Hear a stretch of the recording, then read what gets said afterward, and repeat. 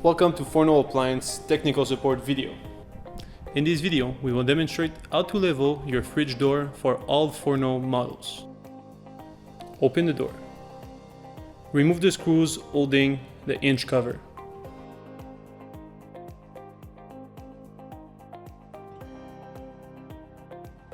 Loosen the screws holding down the hinge.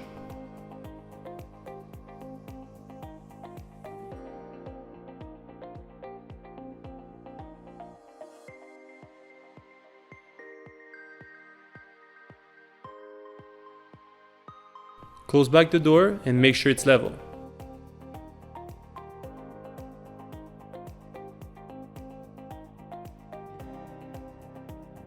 Tighten all the screws, making sure it's fully tightened.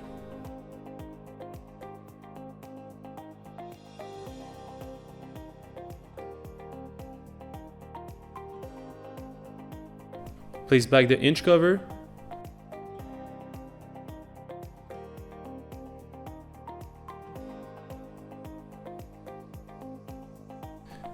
This completes the leveling of the fridge door.